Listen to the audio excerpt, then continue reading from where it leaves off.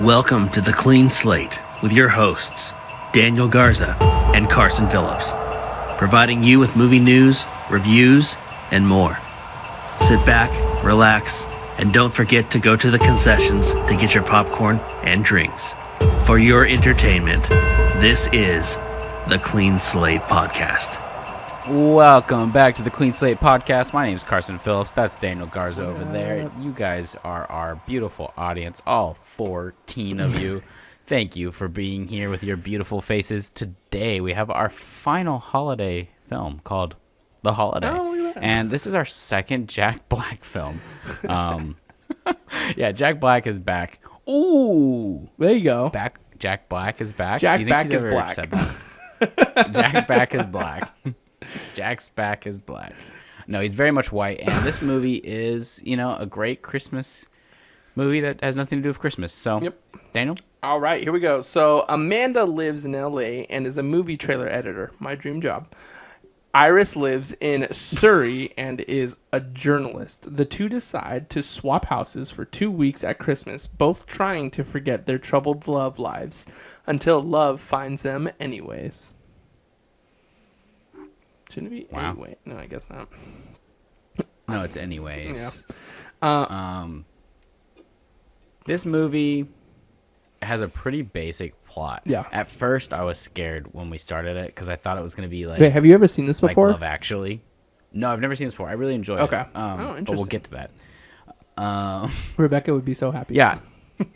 I didn't know how it was going to go down because I was expecting like a Love Actually where there's just a ton of characters, mainly because John Krasinski shows up randomly. I was like, oh, shoot, he's going to have a plot too? Yeah, nope. He doesn't. He's in it for half a second.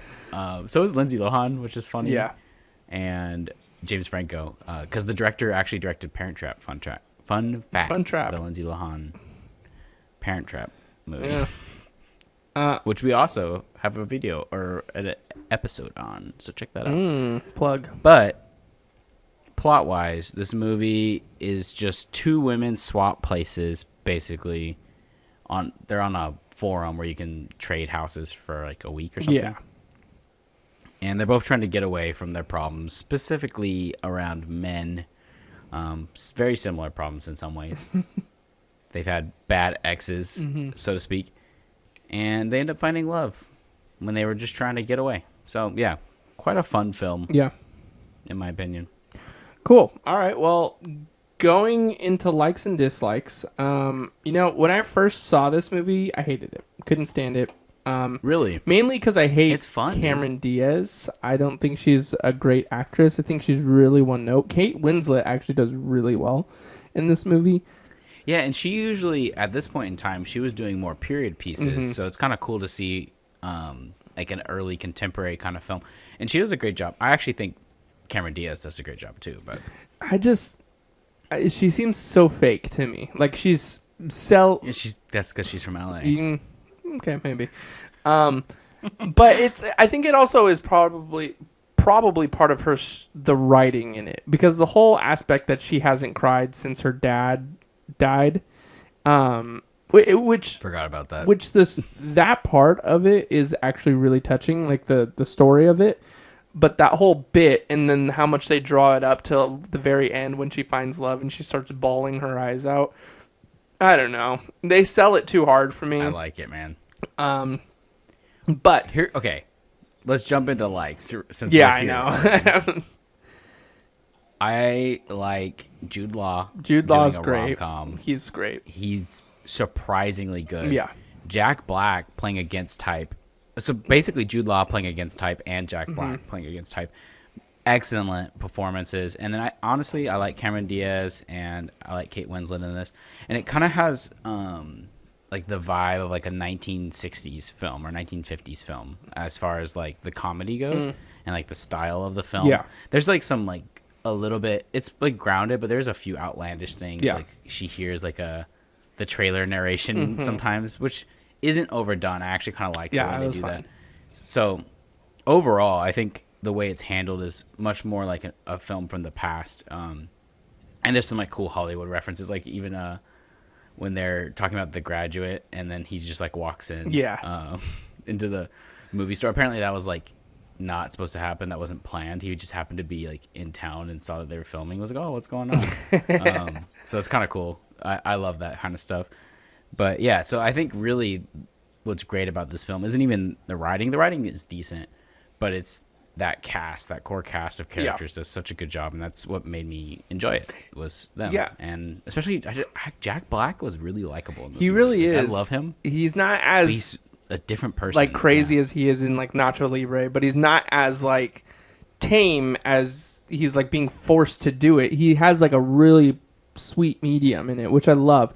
And a little bit more on the writing side, what I do like in the comedy of the writing, so besides Cameron Diaz's character, even in the early stages of Cameron Diaz and her like breakup whole thing, like that comedy part in it is so funny, and especially when they even get the gardener in on like part of the thing, like where he's denying, and he just stares and goes like, "Don't say anything." It's so funny, so good. So I thought the writing was actually pretty good, but I'll say this: the second time around, you get really good balances of story here. So when with the Cameron Diaz one, it's a lot more about love, and it's a lot more about like her finding who she really is and what she actually wants. And then it takes a really deep turn into family, which is really cool because we find out that Jude Law has 2 daughters, and it just becomes like a beautiful like little like family story. Ooh. On that note, the whole time I thought he wasn't going to be the brother, and he was going to be, like, her ex or something. Yeah. Because they have similar careers. So I was like, oh, that's going to be the twist. That sucks, because I really like Jude Law's character. And so I was, like, waiting for this to happen. And then instead it's like, oh, I'm a widower. These are my kids. I was like, oh, that's so much better than what I thought. That's actually so funny, because I thought the same thing. The first time I saw it, I thought exactly what you thought. I was like, wait, what? She's going to fall in love with her ex? I was like, ugh, like, no. I was like, that's disgusting. Yeah, but then... bad writing. I was like kind of annoyed. And then when it happened, I was like, oh, this is so much better than what I thought was exactly. going to happen. So, this movie's competent. So, all the other things, I think it's a great film. And now after watching it a second time, I can fully say that I would rewatch this again. It's a really good movie. So you've seen this twice now? Yeah, I think it may be 3 times. Just because it's one of Rebecca's favorite movies, so I always just try to that's cool. I could see that. Kick myself through it. But this time when I was watching for the podcast, I was like really analyzing it, and I was like, that's not that bad. Like, I'll give it a 7 out of 10. It definitely has that throwback quality that I enjoy in the film. And it makes sense because the director, I can't remember her name right off the top of my head. Nancy Meyers. Thank you. Yeah, she's made a lot of great films. Yeah. And written some great films. So, of course this would kill it.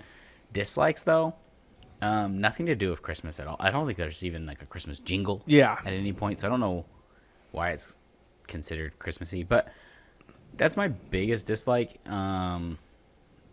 I guess the Cameron Diaz plot, sometimes I was kind of over it and wanted to see more of the Kate Winslet side of things, because I feel like that one was given less attention at times. It was producing more full, like, well-rounded story, I think. Like, she doesn't traditionally meet the meet cute type thing, but she does... Until, like, way later. Yeah, but she does with and they even explain what meet cute is in the movie, which is funny. Yeah, I love that. But she meets I that, think like... we could have gotten more of her relationships, like, with all these side characters and with Jack Black, because it's very brief. Yeah. But it's actually interesting, though, because you almost get more of Jack Black's breakup in it, which is kind of a cool... than anybody else's. Cool twist. But, yeah, at the same time, I wish there was a little bit more Kate Winslet. I think she is a stronger actress in general. My biggest dislike is I think that Cameron Diaz's breakup story is way more interesting at the beginning than Kate Winslet's. And then it doesn't Kate matter. Winslet is like good, but it was just like I wasn't interested in it as much. No, and I still, even when he shows up like as a big surprise, it doesn't really mean anything to me. Like, that could have been done over a text, and I wouldn't have cared. Yeah, exactly. Like, seeing it. I do have to say, I love when they're chatting and they're the 2 girls, when they're typing on the computer and stuff, and you see like the editing of that. Yeah, it's good. And the timing of that, like the pace is like perfect. Yeah. And this is like early internet days, so they got that down when modern films do not do that well. Yeah. So it's kind of funny to see like how well that, like if I ever do a scene like that, I'm gonna like come back to this movie. Yeah, exactly. So yeah, I think in general the movie is pretty. It's kind of cheesy, which is why I'm still at a 7 out of 10 instead of like an 8 or an 8.5. Yeah. A little sappy. Yeah. You know, it gives hope to the single people though. So if you're single out there, yeah, you might meet Jude Law one drunken night and make sweet, sweet love 14 times in this movie. yeah. I think that my last dislike is, I mean, just I've said this over and over again, but Cameron Diaz is, I feel like, more of a caricature, and I think you can see more of a acting talent in Kate Winslet, which is, I mean, Fair it enough. makes sense. Kate Winslet's been in way Kate more. Winslet's a better actress, Yeah. obviously. So, but I would say, besides the writing in that, it's a pretty good film. So if you guys haven't checked it out, do it. It's maybe a rental. It's on Prime. Prime, okay. Travesty though. This director, what was her name again? Myers? Nancy Myers, yeah. Nancy Myers. She hasn't directed a film in forever. Yeah. So Hollywood, what's the deal? Because apparently she had one ready to go Maybe she got with blacklisted. Netflix. Netflix, she got blacklisted? I said maybe. Oh, maybe. Yeah, maybe she. Yeah, the last one she did was Her and P Diddy were hanging out. I heard. in 2020. She did Father of the Yeah, Bride. allegedly, I'm kidding. Stop. It's Don't actually read. interesting. She did The Intern, which is one of my favorite movies. Which is a great movie. I love that movie overall. And then she did Walmart the Box. It's like a video. She's the writer of that. What? I don't know. And then Like an ad. and then she did Father of the Bride Part 3-ish short. And Yeah, she that wrote was in the 2020. original Father of the Bride, which is another great like classic movie. Yeah. Flawed, but still. Yeah, maybe. And then Parent Trap. Maybe she did. One of the greatest summer camp movies ever. Wait, did she write the original or the? No, the one with Lindsay. Oh, really?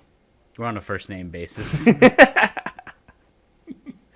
No, yeah, I Oh, don't know what. interesting. I think she should make a comeback because she has like an older style of making movies Yeah. that I think people like. Honestly, we should do The Intern. I don't know. Have we done The Intern yet? Maybe we could do it again. We're on YouTube now. I love it. The Intern's such a good movie. Anyway, so yeah, guys. Well, that is the holiday. We got a couple more things to get to, but do you have any last things before we end the year right now? No, but you know, this is the end of the season for us. You know, it's 2025 is around the corner. End of the so year, thank you beginning so of the much season. For whatever, dude. I appreciate you guys sticking around this holiday season and for Halloween. I know YouTube's new for us. It's been fun. So yeah, we have a lot in store for 2025, and we're gonna start out with a podcast episode on covering our favorite movies of the year. So Yep. get excited for that because there were some good movies this year. Yep. All right, guys. Well, thanks for stopping by. Don't forget to like, subscribe, comment, share, and give us a little rating. See if we're your favorite movie podcast reviewing thing there is out there. Not yet. Next year. Next year we will be. Anyway, guys. But we will see you next year for the beginning of the year, beginning of our season Yep. of season 3. I don't know. It's confusing the way that we did it, but that's where we're at. I don't know. I don't even know anymore. All right, guys. Well, we'll see you next time. That's a clean slate.